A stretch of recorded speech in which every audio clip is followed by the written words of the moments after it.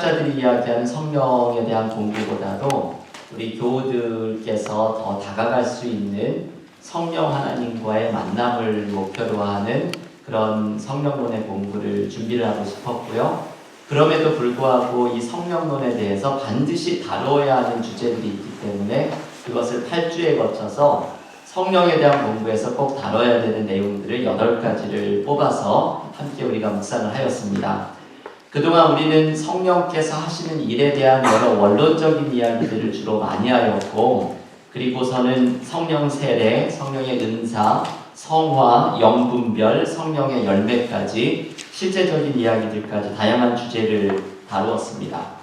오늘 마지막 시간에는 우리가 빼놓을 수 없는 주제가 있는데요. 오늘 제목이 교회, 세상, 성령인데 조별 나눔 질문도 세상 속에서 회복을 위해 일하시는 성령을 한번 묵상해 보라고 하셨는데, 본문에 그런 내용이 있는지 잘 찾아보기 어려운 분들도 아마 있으셨지요. 오늘 이 로마서 8장 18절부터 30절 이 본문 속에서 오늘 다루는 주제에 대한 이야기들이 전부 등장을 하는 중요한 본문인데요. 3가지의 주제를 오늘 함께 나누려고 합니다. 성령에 대한 공부에서 빼놓을 수 없는 주제들인데, 영화, 부활, 그리고 세상의 회복이라는 3가지의 주제의 말씀입니다.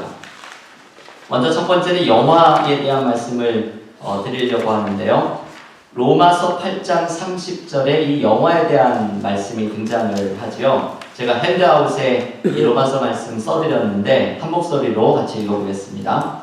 또 미리 정하신 그들을 또한 부르시고, 부르신 그들을 또한 의롭다 하시고, 의롭다 하신 그들을 또한 영화롭게 하셨느니라. 아멘. 여기에 보면 그리스도인들이 구원을 받는 과정에 대해서 우리가 흔히 알고 있는 3가지의 중요한 개념들이 등장을 하는데요. 첫 번째는 하나님께서 믿는 자들을 부르신다 하는 것이죠.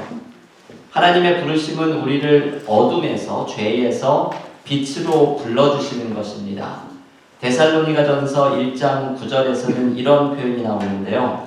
너희가 어떻게 우상을 버리고 하나님께로 돌아와서 살아계시고 참되신 하나님을 섬기는지, 바울이 데살로니가 교회 교인들의 과거의 모습을 한번 생각해보라 하면서 너희가 어떻게 우상을 버리고 하나님께 돌아왔는지에 대한 말씀을 소개하는데, 이 말씀은 데살로니가 교회 교인들이 하나님을 모르는 어둠에서 빛으로 부르심을 받은 것을 이야기하는 것입니다.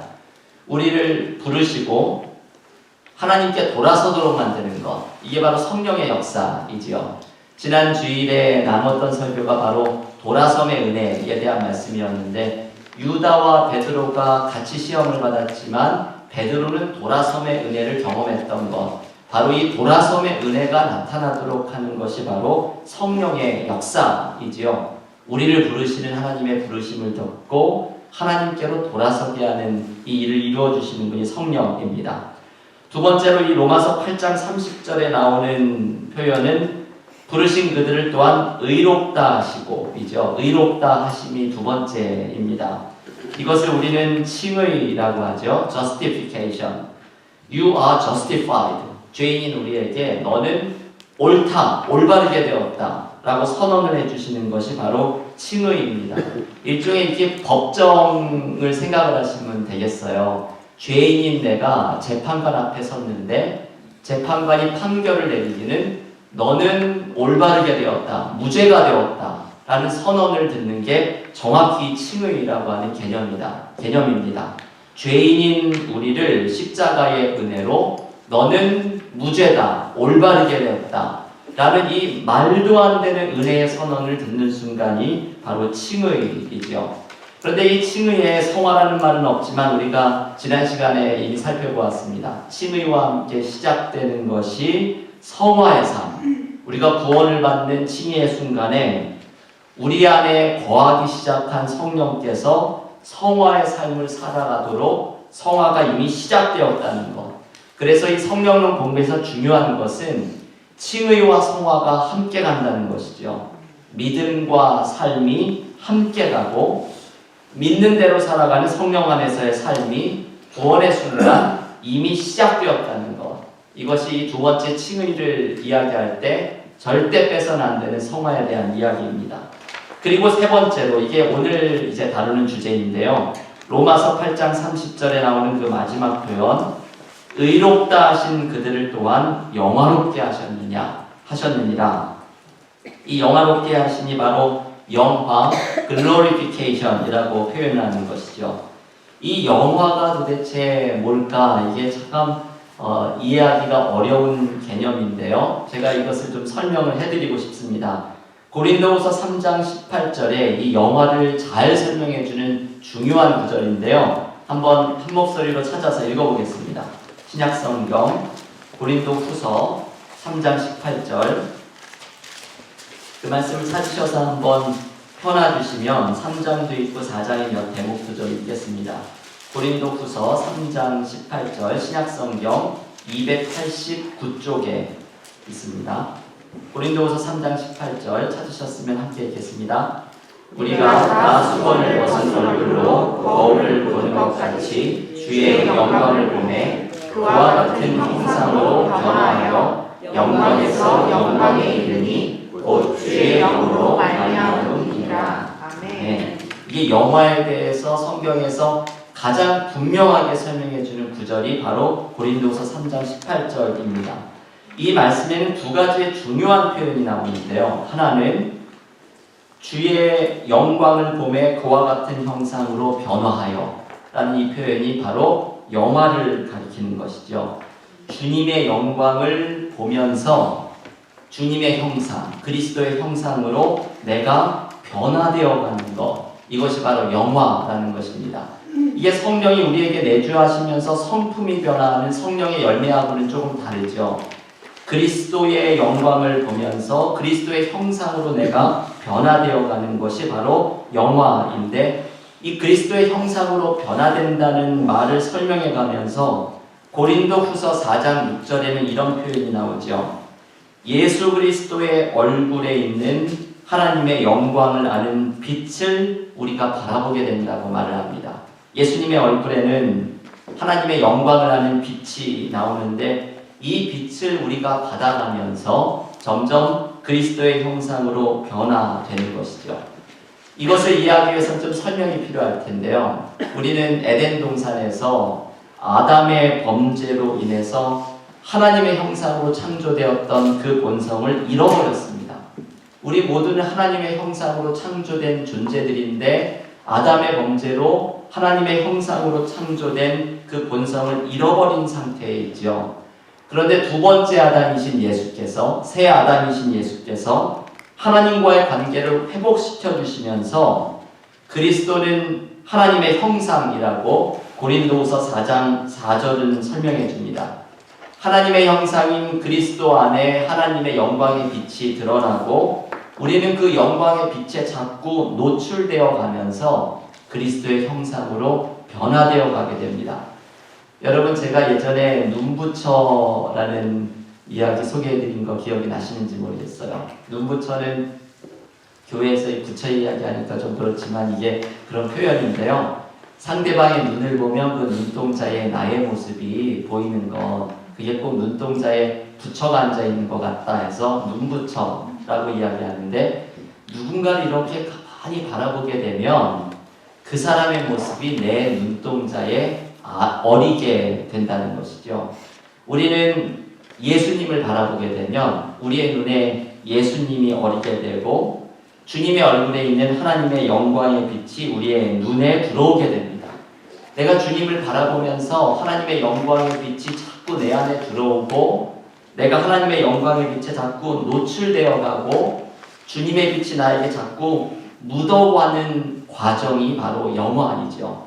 성령께서 우리를 주님의 얼굴 안에 있는 하나님의 영광의 빛을 자꾸 노출시키면서 그리스도의 형상으로 변해가도록 만들어 가시는 것, 이게 바로 영화이죠. 우리가 그리스도의 형상으로 변화되어 가는 것을 바로 영화라고 이야기를 합니다. 그런데 이 고린도후서 3장 18절 이 말씀에 보면 마지막에 그 표현이 또 중요하죠. 두 번째 중요한 구절이 곧 주의 영으로 말미암음이니라. 이 영화는 주의 영, 성령으로 가능하다는 것을 알려줍니다. 내가 예수를 바라볼 수 있도록 만들어주고, 그래서 예수님의 얼굴 안에 있는 영광의 빛에 자꾸 노출되게 하고, 그러면서 그리스도의 형상으로 나도 모르는 사이에 자꾸 변화되어가는 이 신비한 일들이 일어나는 것은 나의 노력으로 하는 것이 아니라 성령께서 주님의 형상으로 자꾸 변화되어 가도록, 아담이 잃어버렸던 하나님의 형상을 자꾸 찾아가도록 우리를 변화시켜 가시는데, 이 신비한 변화는 성령을 통해서 가능하다는 것이죠. 우리가 한 가지 기억해야 할 것은 예수를 믿고 구원을 받는 순간에 이 영화의 과정이 시작됩니다. 우리는 모르지만 성령께서 내 안에 계시면서 예수의 형상을 닮아나가는 영화의 과정이 우리에게 시작이 됩니다. 하지만 이 영화가 완전하게 이루어지는 순간은 종말의 순간입니다. 바울이 고린도후서 4장에서 역시 이 말씀을 소개해 주는데요. 고린도후서 4장 16절에 보면 이런 말씀이 나오죠. 우리의 겉사람은 낡아지나 우리의 속사람은 날로 새로워지는도다.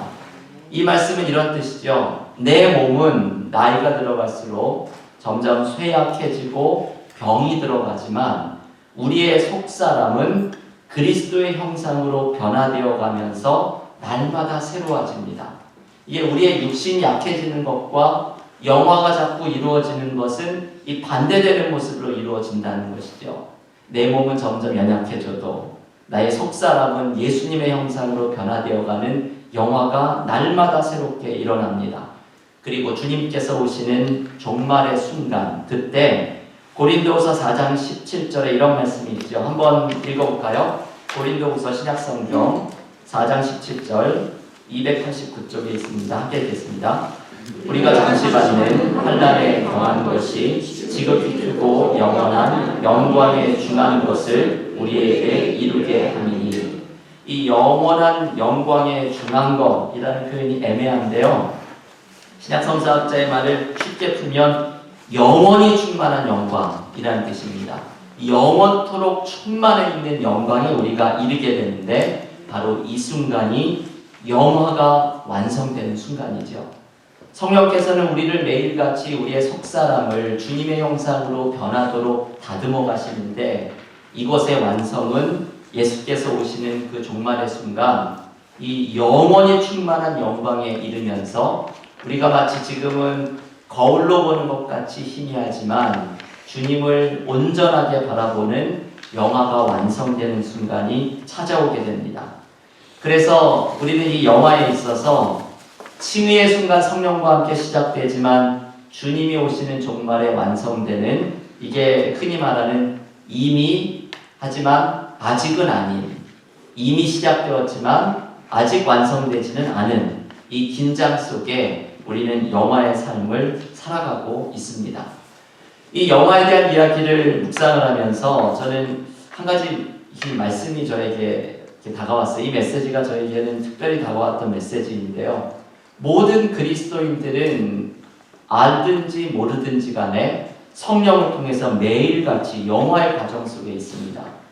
우리의 육신은 점점 연약해져도 우리의 속사람이 계속 새로워지는 것은 성령께서 우리 안에 영화를 계속해서 일으키기 때문이죠. 우리는 날마다 그리스도의 영광에 노출되고, 그리고 하나님의 형상으로 날마다 변화되어 가고 있습니다. 그래서 오늘의 나는 어제의 나보다 그리스도의 형상으로 더 옷 입고 변화된 사람의 모습입니다. 근데 이것을 우리 스스로에게 질문해 보아야죠.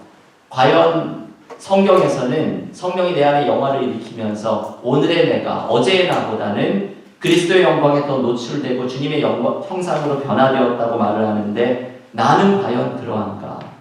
나는 매일 주님 안에 있는 영광의 빛에 노출되도록 주님을 바라보고 있는가? 나는 어제보다 주님의 모습이 나에게 더 나타나고 있는 사람인가? 성령께서 우리에게 영화의 은혜를 이루어 주시지만 우리가 해야 하는 일은, 이번 성경 공부의 목적이 이것이죠. 성령이 일으키시는 영화의 과정에 나를 활짝 열어놓고 나아가야 합니다. 그래서 매일같이 주님 안에 있는 영광의 빛을 바라보도록 하고, 나의 속사람이 매일같이 새로워지는 은혜를 향해서 우리의 마음을 활짝 열고 나아가야 합니다. 성령께서 주님이 오시는 그때까지 우리를 영화롭게 만드시는 은혜가 우리에게 매일같이 새로워지는 은혜로 다가오기를 기원합니다. 두 번째, 오늘 로마서 8장에 나오는 성령의 역사에 대한 두 번째 주제는 부활이지요. 오늘 본문에 로마서 8장 23절에 이 말씀이 소개됩니다. 핸드아웃에 써드렸는데요. 한 목소리로 로마서 8장 23절 읽겠습니다. 그뿐 아니라 또한 우리 곧 성령의 처음 입은 열매를 받은 우리까지도 속으로 탄식하여 양자될 것 곧 우리 몸의 속량을 기다립니다. 아멘.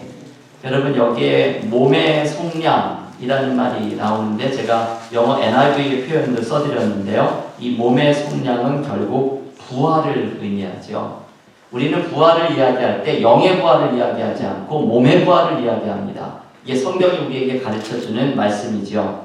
주님께서 장차 오실 때 우리는 신령한 몸으로 변화되는 몸의 부활을 경험합니다. 그리고 이 몸의 부활이 우리의 구원이 최종적으로 완성되는 순간이 이 몸의 부활을 경험하는 순간입니다. 그런데 지금 읽었던 로마서 8장 23절 그리고 로마서에 나오는 8장의 말씀을 읽어보면 이 몸의 부활을 가능하게 하시는 분이 성령이라는 것을 알려줍니다. 로마서 8장 11절에 이렇게 말씀을 하죠. 여러분, 이 말씀 찾아서 읽겠습니다. 신약성경 로마서 8장 11절, 신약성경 249쪽에 있습니다. 로마서 8장 11절 찾으신 분들 함께 읽겠습니다. 예수를 죽은 자 가운데서 살리신 이의 영이 너희 안에 거하시면 그리스도 예수를 죽은 자 가운데서 살리신 이가 너희 안에 거하시는 그의 영으로 말미암아 너희 죽을 몸도 살리시리라. 아멘. 여러분, 여기에 아주 분명하죠. 성령이 예수를 죽은 자 가운데서 부활시킨 것도 성령의 역사이고 성령이 함께 일하셨다는 것이죠. 그리고 이 로마서 8장 11절의 마지막 그 영이 너희 죽을 몸도 살리시리라. 이 말씀은 우리의 몸의 부활 또한 가능하게 하는 것도 성령의 역사라는 것을 가르쳐줍니다. 성령은 부활이 가능하도록 도우시고 하나님과 함께 이 부활의 새 창조를 이루어 주시는 분입니다. 왜냐하면 성령의 별명이 바로 생명의 영이기 때문이죠. 우리가 첫 주에 이 주제를 굉장히 자세하게 말씀을 나누었습니다.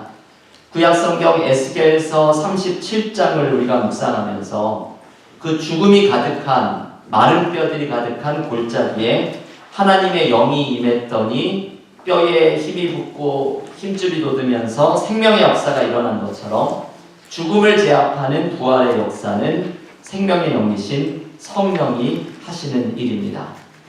성령이 부활의 관계하심을 알려주는 또 다른 중요한 말씀이 있는데요. 고린도후서 5장 4절과 5절의 말씀이죠. 여러분, 이 말씀도 한번 찾아서 읽겠습니다. 핸드아웃을 뒷면으로 넘겨서 고린도후서 5장 4절과 5절 찾아서 함께 읽겠습니다. 신약성경 290쪽에 있습니다. 고린도후서 5장 4절과 5절 함께 읽겠습니다. 참으로 이 장막에 있는 우리가 짐진 것 같이 탄식하는 것은 벗고자 함이 아니요 오히려 덧입고자 하니 죽을 것이 생명의 삼킴바 되게 하려 합니다. 곧 이것을 우리에게 이루게 하시고 보증으로 성령을 우리에게 주시는 하나님이십니다. 네.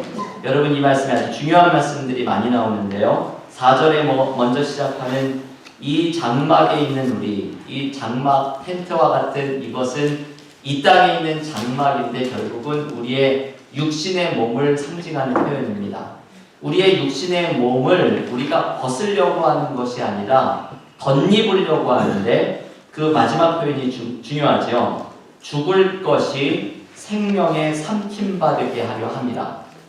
우리의 이 죽을 육신이 영원한 생명으로 삼켜지게 되는, 감싸지게 되면서 변화가 일어나는 것. 이게 바로 몸의 부활을 설명하는 표현인데 바로 이 우리의 죽을 몸이 생명에 삼킴받는다는 것은 죽음이 제압되고 그리고 영원한 생명의 역사가 죽을 육신이 생명의 영혼이 사로잡히는 상태가 부활이라는 것을 알려주는 것이죠.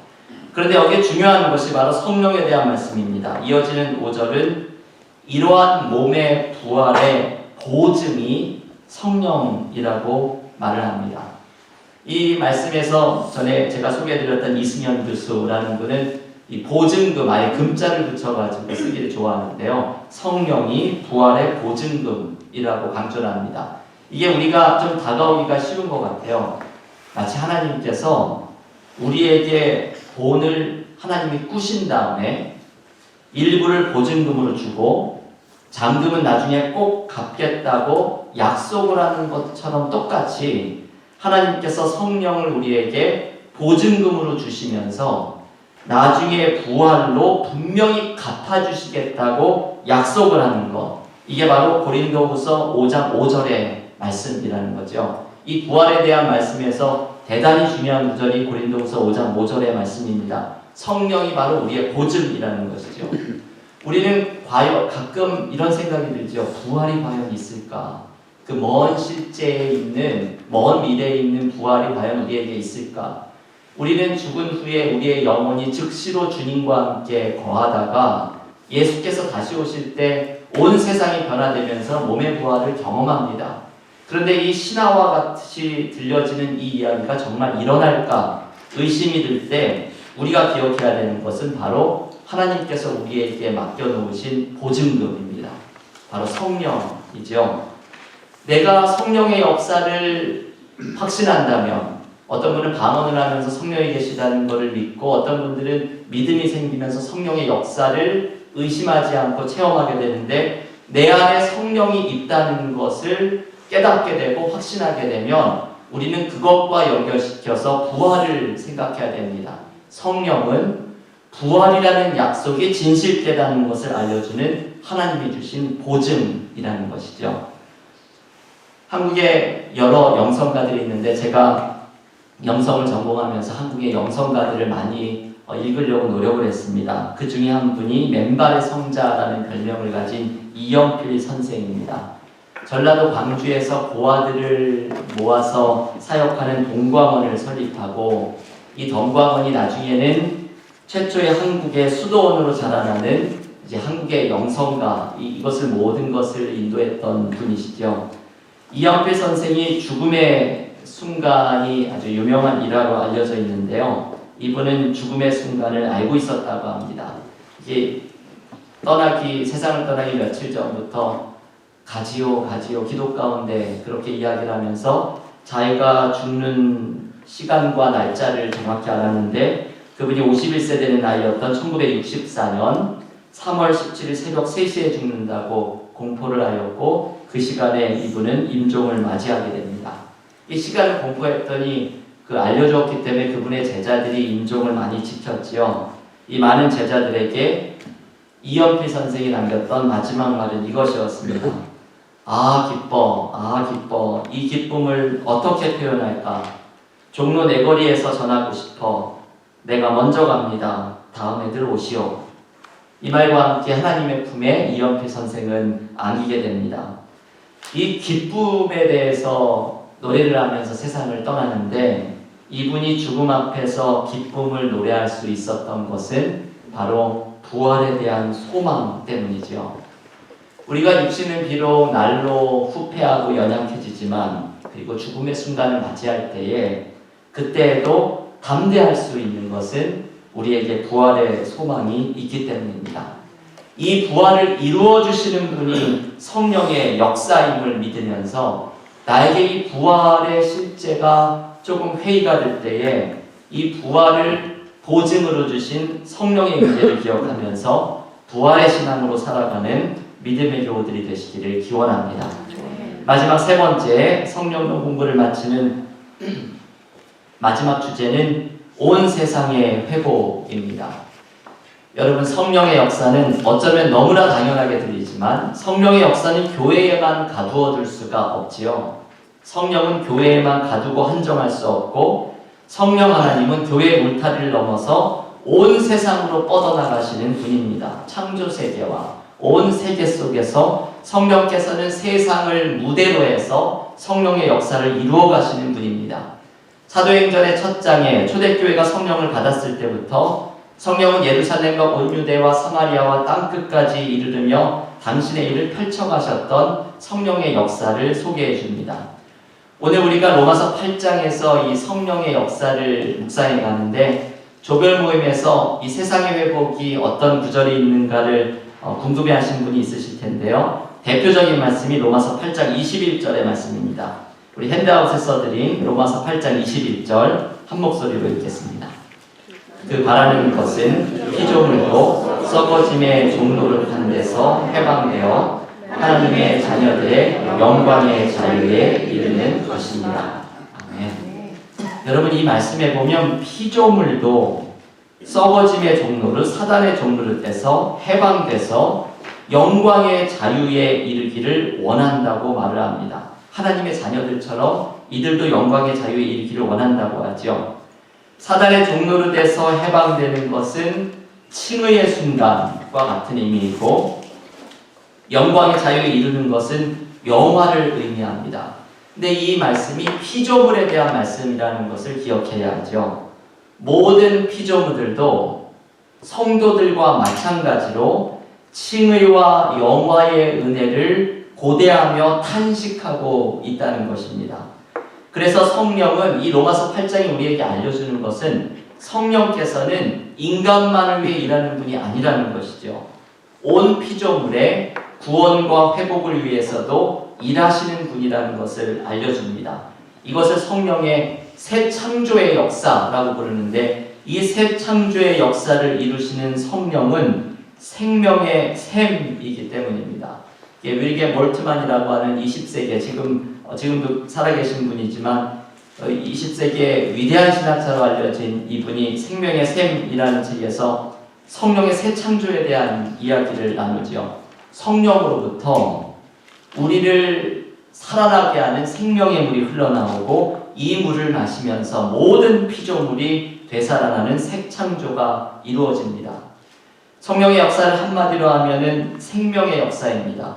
여러분, 어느 곳이든지 죽음과 파멸과 미움과 분열이 일어나는 곳은 성령의 역사가 아닙니다. 성령의 역사는 언제나 생명의 역사가 일어나는 곳입니다.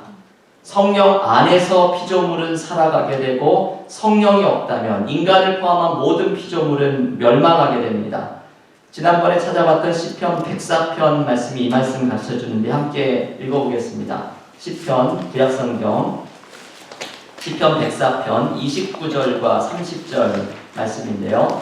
신약성경 878조 시편 104편 29절과 30절 찾으신 분들 함께 읽겠습니다. 주께서 낯을 숨기신즉 그들이 떨고, 주께서 그들의 호흡을 거두신즉 그들은 죽어 먼지로 돌아가나이다. 주의 영을 보내어 그들을 창조하사 지면을 새롭게 하시나이다. 네. 여러분, 여기 호흡, 우리가 하나님의 호흡, 루아가 성령이라고 말씀하셨는데요. 하나님께서 호흡을 거두면 그들이 멸망하고, 30절에서 주의 영을 보내면 새로운 창조가 일어난다 라고 이야기를 하죠. 이게 바로 생명의 영이신, 그리고 생명의 샘이신 성령의 역사를 소개해주고 있는 대목입니다. 우리 안에 생명의 물이 공급받으면서 새 창조가 일어나고, 모든 피조물도 이 구원을 위해서 신음하고 부르짖을 때 성령을 통해서 바로 새로운 창조의 역사가 일어납니다. 그래서 몰트만은 이런 말을 하는데요. 살아있는 모든 것은 하나님의 영을 향해 소리 지릅니다. 이 로마서 8장 21절을 이렇게 바꿔서 표현한 것이죠. 살아있는 모든 것은, 모든 창조 세계는 하나님의 영을 향해 소리 지릅니다. 그 소리 지름은 피조물에게 새 창조의 역사를 이루어 주시기를 소리 지르는 것이죠. 죽음과 파멸과 고통으로 신음하고 있는 모든 창조 세계, 인간의 역사, 정치, 사회, 문화 속에서 성령께서는 모든 살아있는 것들이 하나님의 영을 향해 소리 지르는 것을 들으시고 새 창조의 역사를 이루어 가십니다. 여러분, 이게 참 중요한 주제인데요. 모든 그리스도인들은 그래서 세상 속에서 일하시는 성령의 역사에 동참해야 합니다. 그리스도인들은 자신을 위해서만 기도하거나 교회를 위해서 기도하는 것이 아니라 나라를 위해서도 기도해야 되고 역사를 위해서도 기도해야 하고 세계에 고통받는 사람들을 위해 기도해야 하고 환경 파괴를 위해서 기도해야 하고 분쟁 지역에 평화가 임하기를 기도해야 합니다. 이 모든 창조 세계의 회복을 위해서 기도를 드려야 하는 이유는 살아있는 모든 것이 하나님의 영을 향하여 소리를 지르면서 성령께서는 세상 속에서 생명의 역사를 이루기 위해 지금도 일하고 계시기 때문입니다. 요한계시록 21장 5절에 나오는 선언이 있죠. 보라, 내가 만물을 새롭게 하노라. 이 선언은 성령의 역사를 알려주는 말씀이기도 합니다. 성령께서 만물을 새롭게 하시는 새 창조의 역사를 위해 오늘도 일하십니다. 그리고 그리스도인들은 여기에 로마서 8장에 보면 하나님의 아들들이 나타나서 이 피조물의 회복에 도움을 주기를 외치는 소리가 나오는데 우리 그리스도인들은 성령이 만물을 새롭게 하시는 역사에 동참하면서 나아가야 합니다. 여러분 이 주제가 성령론 공부를 마치는 아주 중요한 마지막 주제입니다. 성령의 새 창조의 역사에 그리스도인들은 어떻게 동참을 할 수 있을까? 그 방법 가운데 하나는 모든 분열을 극복하는 것입니다. 신학자 스탠리 하워스와 윌리엄 윌리모는 이렇게 말을 하죠. 우리의 가장 비극적인 분열은 부자와 가난한 자, 백인과 유색인, 건강한 사람과 장애인, 젊은이와 노인 사이의 분열이라는 사실을 인정해야 합니다. 이게 교회 안에서의 분열과 하나됨의 문제는 우리가 이미 여러 차례 묵상을 했기 때문에 교회의 문제는 벗어나서 오늘 교회를 넘어서는 세상의 이야기를 많이 하고 있는 건데요. 세상 속에서의 분열을 치유하시는 분은 성령이신데 바로 이런 분열들이 있다는 것이죠. 부자와 가난한 자, 백인과 유색인, 건강한 사람과 장애인, 젊은이와 노인, 이 분열의 리스트는 계속해서 확장할 수 있습니다. 이런 모든 분열을 극복하는 것은 새 창조를 이루시는 성령의 역사를 통해서 가능합니다. 세상 속에서 지금도 일하고 계시는 성령의 역사를 따라가면서 생명과 사랑의 역사가 나타나는 성령의 새 창조에 모든 그리스도인들, 모든 교회는 동참하면서 나아가야 합니다. 이번 성령론 8주의 공부에 이 마지막까지 나누고 싶은 주제를 오늘 이렇게 다 다루었는데요. 오늘 이 8주를 마치면서 나가는 말을 몇 말씀을 드리면서 마치겠습니다. 이번 성령론 공부는 저희 개인적인 확신 때문에 이 공부가 시작되었다는 말씀을 첫 번째 시간에 드렸죠. 저희 교회가 이곳으로 이사를 오고서 얼마 안 되어서 저에게 하나님께서 특별한 은혜를 주시고 교회 부흥의 약속을 주셨는데 이 부흥의 마지막 단계가 성령의 충만함이라는 것을 하나님께서 알려주셨습니다. 이번 성령론 공부를 해야겠다고 생각을 한 것은 바로 이 목적 때문이었죠. 지식을 얻는 것이 아니라 성령이 하나님이라는 것을 깨달으면서 이 인격적인 성령 하나님과 교제를 나누면서 성령 충만함을 경험하는 것, 이게 바로 이번 성령론 공부의 목적이었습니다. 우리가 이 성령에 대해서는 공부할 기회가 없었기 때문에 성령이 하시는 일에 대해서, 성령의 역사에 대해서 아마도 그동안 많은 좀 생각하지 못했던 것들 혹은 알고 있었지만 잘 정리하지 못했던 것을 잘 묵상하는 시간이 되었을 것으로 생각이 됩니다. 이번 공부를 이제 8주의 과정을 오늘 마치면서 성령의 회복의 역사가 우리에게 일어날 수 있기를 원합니다.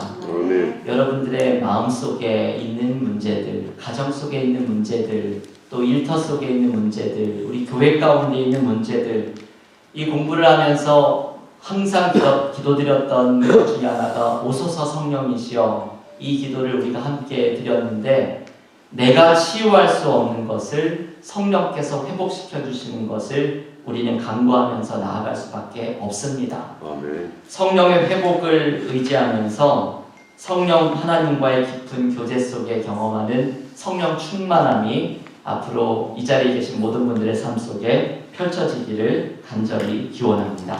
아멘.